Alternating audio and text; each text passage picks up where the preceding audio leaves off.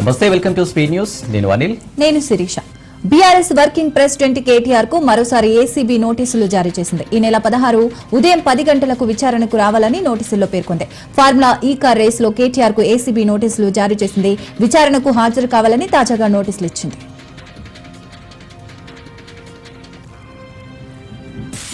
గాంధీ భవన్ లో టీపీసీసీ అధ్యక్షుడు మహేష్ కుమార్ గౌడ్ ని కార్మిక మైనింగ్ శాఖ మంత్రి గడ్డం వివేక్ వెంకటస్వామి కలిశారు.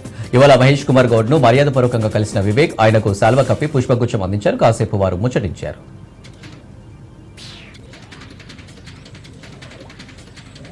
ముఖ్యమంత్రి రేవంత్ రెడ్డితో కాంగ్రెస్ మాదిగ ఎమ్మెల్యేలు భేటీ అయ్యారు. జూబ్లీహిల్స్ లోని సీఎం నివాసంలో భేటీ అయ్యి మంత్రివర్గంలో తమ సామాజిక వర్గానికి చోటు కల్పించినందుకు కృతజ్ఞతలు తెలుపుతూ షాల్వాతో సత్కరించారు. ఇటీవల జరిగిన కేబినెట్ విస్తరణలో మాదిగ సామాజిక వర్గానికి చెందిన అడ్లూరి లక్ష్మణ్ కు అవకాశం దక్కింది. ఆయనకు ఎస్సీ అభివృద్ధి, గిరిజన సంక్షేమం, మైనారిటీ సంక్షేమం, దివ్యాంగులు, సీనియర్ సిటిజన్లు, ట్రాన్స్జెండర్ల శాఖలను అప్పగించారు. మంత్రివర్గ విస్తరణలో వివేక్, వాకటి శ్రీహరితో పాటు మాదిగ సామాజిక వర్గానికి చెందిన అడ్లూరి లక్ష్మణ్ కు చోటు దక్కింది. ఈ నేపథ్యంలో అడ్లూరి లక్ష్మణ్ సహా పలువురు మాదిగ సామాజిక ఎమ్మెల్యేలు ఇవాళ సీఎంను కలిసి కృతజ్ఞతలు తెలిపారు. సీఎంను కలిసిన వారిలో మంత్రులు జూపల్లి కృష్ణారావు, వాకిటి శ్రీహరి ఎమ్మెల్యేలున్నారు.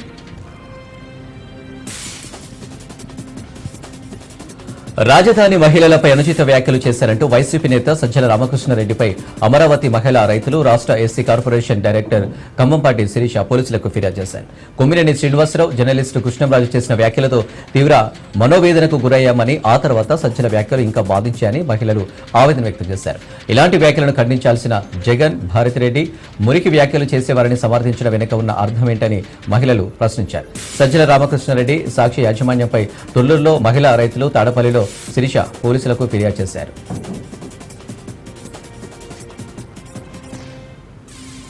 వైసీపీ సీనియర్ నేత మాజీ మంత్రి పేర్ని నానిపై మంత్రి కొల్లు రవీంద్ర తీవ్ర స్థాయిలో విరుచుకుపడ్డారు. పేర్ని నాని పాపం పండిందని, గత 5 ఏళ్లలో ఆయన దోచుకున్న అవినీతి సొమ్మును కక్కిస్తామని, వదిలిపెట్టే ప్రసక్తే లేదని ఘాటుగా హెచ్చరించారు. దమ్ముంటే విచారణకు సిద్ధంగా ఉండాలని సవాల్ విసిరారు. గత 5 ఏళ్ల పాలనలో ప్రజలను తీవ్ర ఇబ్బందులకు గురిచేసి బందరు నియోజకవర్గాన్ని పూర్తిగా బస్టు పట్టించారని అన్నారు. ఇప్పుడు ఓటమి తర్వాత కూడా బుద్ధి రాలేదని అన్నారు. అరెస్టు భయంతో పిచ్చి ప్రేలాపనలు చేస్తున్నారని మండిపడ్డారు. వైసీపీ ప్రభుత్వంలో పేర్ని నాని ఒక బ్రోకర్లా వ్యవహరించారని కొల్లు రవీంద్ర ధ్వజమెత్తారు. కాంగ్రెస్ ప్రభుత్వ నిర్లక్ష్యానికి రాష్ట్రంలో వ్యవసాయం మాత్రమే కాదు, విద్యా వ్యవస్థ కూడా కుంటుపడిందని బీఆర్ఎస్ వర్కింగ్ ప్రెసిడెంట్ కేటీఆర్ విమర్శించారు. వ్యవసాయ రంగం పట్ల నిబద్ధత లేదని, విద్యా వ్యవస్థ పట్ల బాధ్యత లేదని మండిపడ్డారు. వానాకాలం సీజన్ మొదలవుతున్న రైతు భరోసా అమలు విషయంలో ప్రణాళిక లేదని దుయ్యబట్టారు. పాఠశాలలు ప్రారంభమైన పాలకులు నిర్లక్ష్యం వీయడం లేదని చెప్పారు. అరకొర రుణమాఫీ, ఆచూకులేని రైతు భరోసా, అందని రైతు బీమా ప్రాజెక్టులు పడవ పడ్డాయని విమర్శించారు. 10 ఏళ్ల బీఆర్ఎస్ పాలనలో పండగలా మారిన వ్యవసాయం ఏడాదిన్నర కాంగ్రెస్ పాలనలో తిరోగమనం వైపు పయనిస్తుందని ఆగ్రహం వ్యక్తం చేశారు. 1000కి పైగా సంక్షేమ గురుకులాల ఏర్పాటుతో ఎవరెస్ట్ శిఖరం అధిరోహించిన తెలంగాణ విద్యా వ్యవస్థ ఏడాదిన్నర కాంగ్రెస్ పాలనలో అవస్థలు ఎదుర్కొంటుందని చెప్పారు. కేటీఆర్ పై కాంగ్రెస్ నేత గజ్జెల కాంతం మండిపడ్డారు. సీఎం రేవంత్ రెడ్డి కక్ష సాధింపు చర్యలు చేస్తే ఇప్పటికే కేటీఆర్, కేసీఆర్, కవిత, హరీష్ రావులు జైల్లో ఉండేవారన్నారు. మీరు అవినీతిపై పూర్తి విచారణ చేసి తీహార్ జైలుకు పంపుతామన్నారు గజ్జెల కాంతం. ఇంకోసారి కేటీఆర్, రేవంత్ పై అనుచిత వ్యాఖ్యలు చేస్తే కేటీఆర్ ఇంటిని ముట్టడిస్తామన్నారు. కాళేశ్వరం ప్రాజెక్టులో అవినీతి జరిగిందని, కేసీఆర్ ను విచారణకు పిలిచారని అన్నారు. అవినీతి చేసి రాష్ట్రం ఆగం చేసిన విచారణ చేయొద్దా అని ప్రశ్నించారు గజ్జెల కాంతం. రాజన్న సిరిసిల్ల జిల్లాలోని ప్రభుత్వ పాఠశాలలో నాణ్యమైన విద్య అందించడమే ప్రభుత్వ లక్ష్యమని ఎమ్మెల్యే, ప్రభుత్వ వీపో ఆది శ్రీనివాస్ అన్నారు. తాను కూడా 1వ తరగతి నుండి 10వ తరగతి వరకు తమ సొంత గ్రామమైన రుద్రంగిలోని ప్రభుత్వ పాఠశాలలో చదువుకున్నానని తెలిపారు. చందుర్తి మండలంలో మండల పరిషత్ ప్రాథమిక పాఠశాలలో విద్యార్థులకు దుస్తులు, పాఠ్యపుస్తకాలు పంపించేశారు. మండల ప్రాథమిక పాఠశాలలో పనిచేస్తున్న ఉపాధ్యాయుడు కపిల నరేష్ తన కుమార్తెను ప్రభుత్వ పాఠశాలలో 3వ తరగతిలో చేర్పించి ఎమ్మెల్యే ఆది శ్రీనివాస్ చేతుల మీదుగా అడ్మిషన్ పొందారు. దీంతో నరేష్ ను ఎమ్మెల్యే ఆది శ్రీనివాస్ అభినందించారు. గుజరాత్ లో విమానం కూలిపోయిన సంఘటన చాలా దురదృష్టకరమని మాజీ ఎమ్మెల్యే చీర్ల జగ్గిరెడ్డి అన్నారు. ప్రమాదంలో ప్రాణాలు కోల్పోయిన వారికి తన ప్రగాఢ సానుభూతి తెలియజేశారు. కూటమి ప్రభుత్వం అధికారంలోకి వచ్చిన సంవత్సర కాలంలో రాష్ట్ర ప్రజలపై అక్రమాలు, అన్యాయాలు చేశారని మండిపడ్డారు. కొత్తపేట నియోజకవర్గ పరిధిలోని పెట్టిన అక్రమ ఇసుక నిల్వలు, అవినీతి ఇసుక కొండలు చూస్తే ఎవరు అవినీతి చేస్తున్నారన్నది ప్రజలకందరికీ తెలుస్తుందని ఎద్దేవా చేశారు. పెద్దపల్లి జిల్లాలో మంత్రుల పర్యటనకు వర్షం ఆటంకమైంది. మున్సిపల్ పరిధిలోని చందంపల్లి డబుల్ బెడ్రూమ్ల వద్ద ప్రజలు కుర్చీలలోనే గొడుగులుగా చేసుకున్నారు. భారీ వర్షంలో మంత్రి పొంగులేటి శ్రీనివాస్, శ్రీధర్ బాబులు ప్రసంగం చేయడంతో డబుల్ బెడ్రూమ్ల కోసం వచ్చిన లబ్ధిదారులు కుర్చీలను గొడుగులుగా చేసుకుని మంత్రుల ప్రసంగం విన్నారు. హైదరాబాద్ యాకుత్పురాలో ఎంఐఎం ఎమ్మెల్యే జాఫర్ హుస్సేన్ ఆయన అనుచరులపై స్థానికులు తిరగబడ్డారు. నాలా సమస్యను పరిష్కరించాలని ఎన్నిసార్లు విజ్ఞప్తి చేసినా పట్టించుకోవడం లేదని ఎమ్మెల్యే జాఫర్ హుస్సేన్ స్థానికులు నిలదీశారు. వానాకాలం వచ్చినా నాలా పనులు చేయడం లేదని, ప్రజలు ఇబ్బంది పడుతున్నారని ఆగ్రహం వ్యక్తం చేశారు. అయితే స్థానికులపై అడ్డుకునేందుకు యత్నించిన ఎమ్మెల్యే అనుచరులను చితకబాదారు. సోమాజిగూడ యశోద దవాఖానాలో చికిత్స పొందుతున్న ఎమ్మెల్యే పల్ల రాజేశ్వరరెడ్డిని మాజీ మంత్రి కేటీఆర్ పరామర్శించారు. ఆయన ఆరోగ్య పరిస్థితి గురించి అడిగి తెలుసుకున్నారు. శస్త్రచికిత్స అనంతరం కోలుకున్నట్లు పల్ల రాజేశ్వరరెడ్డి తెలిపారు. పల్ల రాజేశ్వర్ వేగంగా కోలుకొని త్వరలోనే తిరిగి ప్రజాక్షేత్రంలో యథావిధిగా కార్యక్రమంలో పాల్గొనాలని ఆకాంక్షించారు. హైదరాబాద్ బస్ భవన్ వద్ద ఆమ్ ఆద్మీ పార్టీ నాయకులు నిరసన వ్యక్తం చేశారు. కాంగ్రెస్ ప్రభుత్వం విద్యార్థులకు పెంచిన బస్ పాస్ల ధరలు తగ్గించాలని ఆమ్ ఆద్మీ పార్టీ నాయకులు ఆందోళన చేశారు. విద్యార్థులకు బస్ పాస్ లో రాయితీ ఇవ్వాలి, కానీ ఇలా పెంచడం ఎంతవరకు సమంజసమని ప్రశ్నించారు. ఎంత దూరం నుంచి వచ్చి చదువుకునే విద్యార్థులకు బస్ పాస్ ఛార్జీలు పెంచడం అన్యాయమన్నారు. ఇప్పటికైనా రాష్ట్ర ప్రభుత్వం విద్యార్థులను దృష్టిలో పెట్టుకుని పెంచిన 20% బస్ పాస్ల రేటును 10% తగ్గించి ఆదుకోవాలని కోరారు. హైదరాబాద్ లాలాపేటలోని విజయ డైరీలో బాదం మిల్క్ బాయిలర్ పేలుడు సంభవించింది. కాంట్రాక్ట్ ఎంప్లాయ్ ఆపరేటర్ రవికి తీవ్ర గాయాలు కాగా 4 సిబ్బందికి స్వల్ప గాయపడిన వారిలో మీరజ్ చంద్రయ్య, రవితో పాటు మహిళ ఉంది. గాయపడిన వారిని డిఆర్డీఓ అపోలో హాస్పిటల్కు తరలించారు.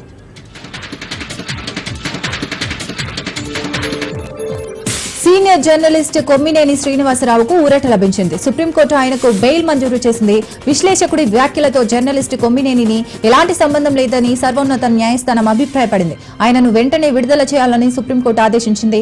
విడుదలకు సంబంధించిన అన్ని నిబంధనలను ట్రయల్ కోర్టు ఇస్తుందని జస్టిస్ ప్రశాంత్ కుమార్ మిశ్రా, జస్టిస్ మనోహర్ ధర్మాసనం తెలిపింది. ఇంకోసారి ఇలాంటి వ్యాఖ్యలు చేయవద్దని, వాటిని ప్రోత్సహించే విధంగా ప్రవర్తించవద్దని హెచ్చరించింది. భవిష్యత్తులో జాగ్రత్తగా ఉండాలని సూచించింది. ప్రైవేట్ కంటే మెరుగ్గా ప్రభుత్వ పాఠశాలలో విద్యను అందిస్తున్నామని జిల్లా కలెక్టర్ ముజమిల్ ఖాన్ అన్నారు. రఘునాథపల్లి మండలం పువ్వాడ నగర్లో మండల ప్రాథమిక పాఠశాలను జిల్లా కలెక్టర్ ప్రారంభించారు. పిల్లలు బాగా చదువుకోవాలని పాఠశాలను ప్రారంభించిన మొదటి రోజే పాఠ్య పుస్తకాలు, ఏకరూప దుస్తుల పంపిణీ చేస్తున్నామని జిల్లా కలెక్టర్ ముజమిల్ ఖాన్ అన్నారు. ప్రతిరోజు పిల్లలు సాయంత్రం పూట కొంత సమయం చదువుకోవాలని, కొంత సమయం ఆడుకోవాలని అన్నారు. మంచి ఆహారం తీసుకుంటూ ఆరోగ్యం కాపాడుకోవాలని అన్నారు. బాల్యంలో చదువు, ఆటలు, ఆరోగ్యం చాలా కీలకమని అన్నారు.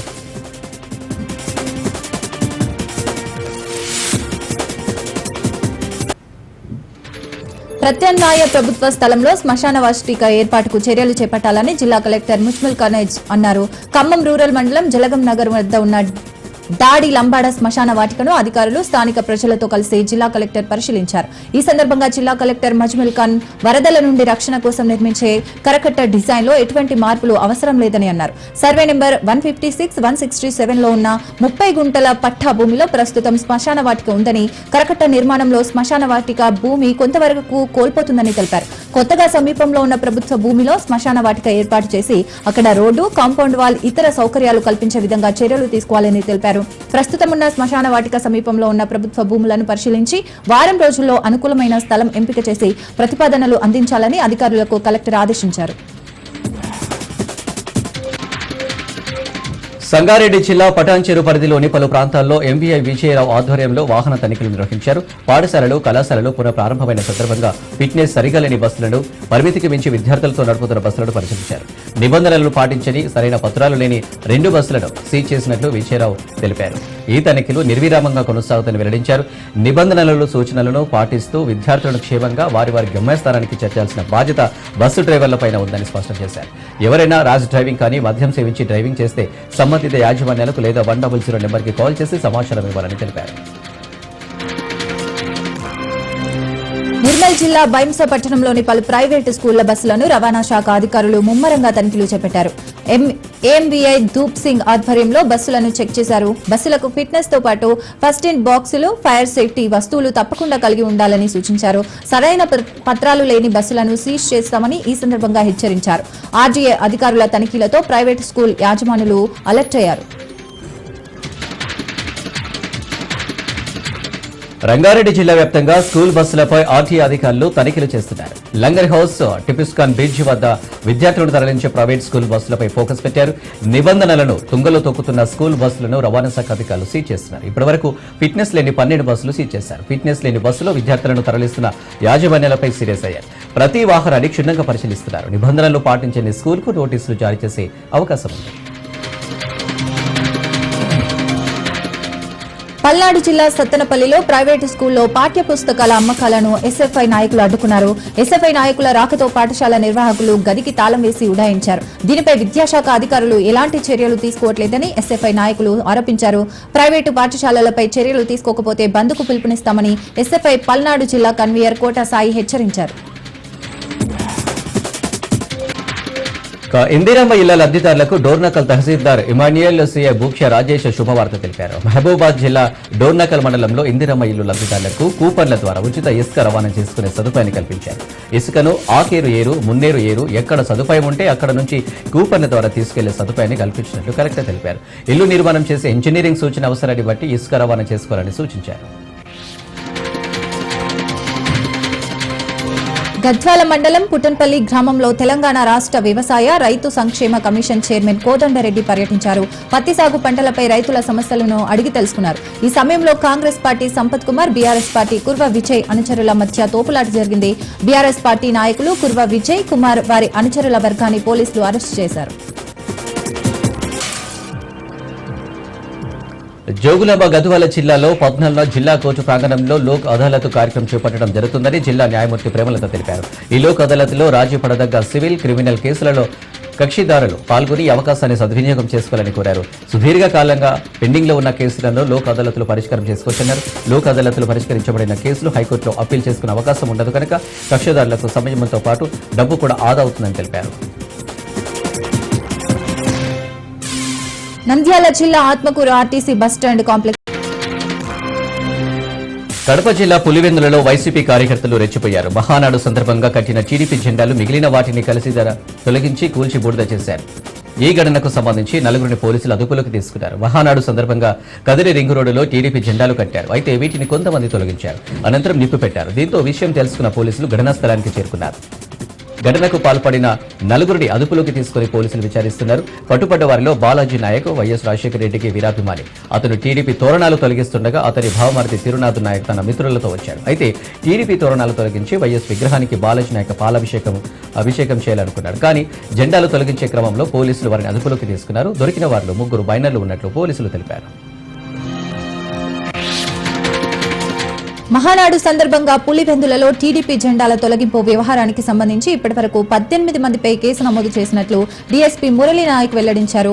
నిన్న రాత్రి పులివెందులలో టీడీపీ జెండాలను కొంతమంది తొలగించి నిప్పు పెట్టారని తెలిపారు. ఈ విధానం మంచిది కాదంటూ ప్రశ్నించిన వ్యక్తిపై కూడా వారు మారణాయుధాలతో దాడి చేశారన్నారు. ఈ విషయంపై కేసు నమోదు చేసి దర్యాప్తు చేస్తున్నట్లు ఆయన వివరించారు. ఈ వ్యవహారంలో స్థానిక municipal chairman Varaprasad, MP Avinash Reddy, PA Raghavareddy మిగతా కొంతమంది ఉన్నారని తెలిపారు. అలాగే టీడీపీ నాయకుడు విజయ్పై మారణాయుధాలతో దాడి చేసినట్లు డీఎస్పీ వెల్లడించారు. విజయ్ ఫిర్యాదు మీదకు 18 మంది మీద కేసు నమోదు చేశామన్నారు. ఈ కేసులో ప్రస్తుతం 13 మందిని అరెస్టు చేసి రిమాండ్కు తరలించినట్లు వెల్లడించారు. పరారీలో ఉన్న 5 మందిని త్వరలో అరెస్టు చేసి న్యాయస్థానం ముందు ప్రవేశపెడతామని డీఎస్పీ మురళీ నాయక్ స్పష్టం చేశారు.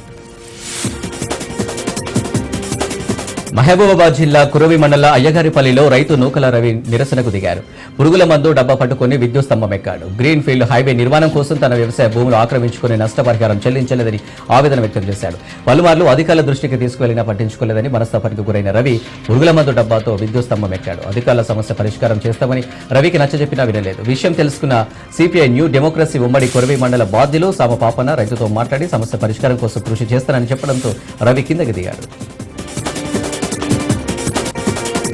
మహబూబాబాద్ జిల్లా డోర్నకల్ తహసీల్దార్ కార్యాలయం శిథిలావస్థకు చేరుకుంది. కార్యాలయం ముందు భాగంలో స్లాబ్ పెచ్చులు ఊడి కింద పడుతున్నాయి. కంప్యూటర్ గదుల్లో కిటికీపై ఉన్న పెచ్చులు ఊడి ప్రమాదకర స్థితి ఏర్పడింది. నిత్యం ఈ కార్యాలయానికి రైతులు ప్రజల అవసరాల నిమిత్తం వందల సంఖ్యలో వస్తూ వెళ్తుంటారు. ఇప్పటికైనా అధికారులు స్పందించి వెంటనే ఈ భవనాన్ని మరమ్మతులు చేయించాలని ప్రజలు కోరుతున్నారు.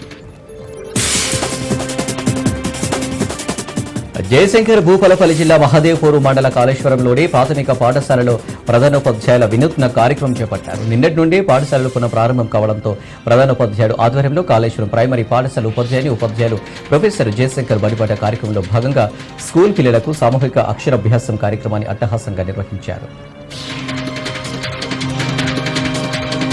నిర్మల్ జిల్లా కడెం మండలంలోని లక్ష్మీసాగర్ గ్రామ సమీపంలో కబ్జాకు గురవుతున్న గ్రామ చెరువును కాపాడాలని మత్స్య సంఘం నాయకులు కోరారు. లక్ష్మీసాగర్ గ్రామ శివారులోని చెరువు వద్ద నిరసన తెలిపారు. తమ గ్రామ సమీపంలోని చెరువును కొందరు వ్యక్తులు కబ్జాకు గురి చేసి పంటలు పండిస్తున్నారని మత్స్య సంఘం నాయకులు సత్యం ఆవేదన వ్యక్తం చేశారు.